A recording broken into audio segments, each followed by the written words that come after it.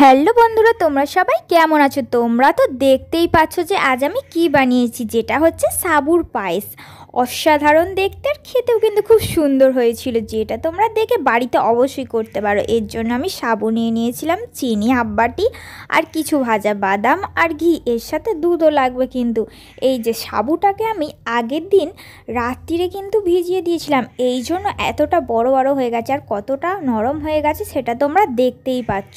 এরপর আমি কড়াইতে ঘি দিয়ে দিলাম, এই যে দিয়ে দিচ্ছি। দেওয়ার পরে ভালোভাবে একটু নাড়াচাড়া করে নিয়ে ঘিটা চারিদিকে লাগিয়ে নেওয়ার পর কড়াইতে এরপর আমি দিয়ে দেব সাবুদানাটা, এই যে দিয়ে দিলাম।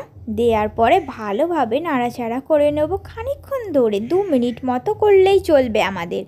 এই যে কালারটা হালকা ব্রাউন ব্রাউন এসে গেলেই এই পর্যায়ে আমাদের থেমে যেতে হবে কিন্তু।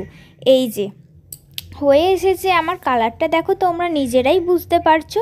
এরপরে আমি এর সাথে দুধ অ্যাড করে দেব, এই যে দিয়ে দিচ্ছি।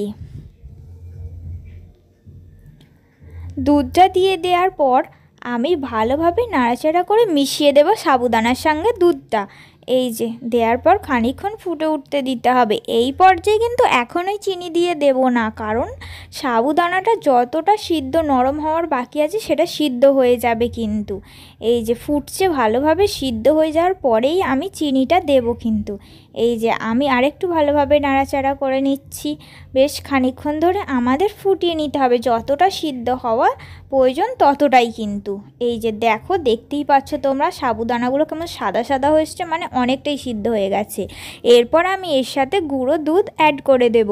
এটা আমার পছন্দ মতো, যদি কেউ নাও করতে চাও নাও পারো, দুধটা দিলে আরেকটু মিষ্টি বেড়ে যাবে, তার জন্য আমি দিয়ে দিলাম। দিয়ে ভালোভাবে দুধটাও সাবুর সাথে মিক্স করে দিচ্ছি কিন্তু। এই যে এইভাবে কিন্তু ভালোভাবে মিশিয়ে দিচ্ছি। এরপরে কিন্তু আমি চিনিটা দেব, এই যে দেখো তোমরা হাফ বাটি চিনি ইউজ করলাম কিন্তু। এই যে চিনিটা দিয়ে দেওয়ার পর চিনিটাও একসাথে ভালোভাবে মিক্স করে দেব, এই যে মিক্স করে দিচ্ছি। গুঁড়ো দুধ চিনি দুটোই ভালোভাবে মিক্স করে নিতে কিন্তু হবে আমাদের। এই যে আমি করে নিচ্ছি এখানে।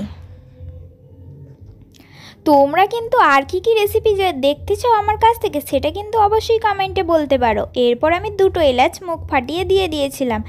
এরপরে আর ভাজা বাদামটাও আমাদের এর সাথে দিয়ে দিতে হবে। দিয়ে খানিকক্ষণ নাড়াচাড়া করে নিলেই আমাদের একেবারে সাবুর পায়েস কিন্তু রেডি হয়ে যাবে। এই যে দেখো কত সুন্দর হয়েছে, পুরোটাই সিদ্ধ হয়ে গিয়েছে কিন্তু সাবুটা একটুও আর বাকি নেই। এই যে আমি সবটাই একসাথে মিক্স করে দিলাম। এরপরে নামিয়ে নিলেই আমাদের সাবুর পায়েস একেবারে রেডি। দেখতে যেমন সুন্দর হয়েছে, খেতেও কিন্তু অসাধারণ হয়েছে। সবাই বাড়িতে অবশ্যই ট্রাই করে আমাকে কমেন্টে জানিও। ভিডিওটি ভালো লাগলে চ্যানেলটিকে সাবস্ক্রাইব করো, শেয়ার করো অ্যান্ড লাইক করো। সবাই ভালো থেকো বন্ধুরা, টাটা।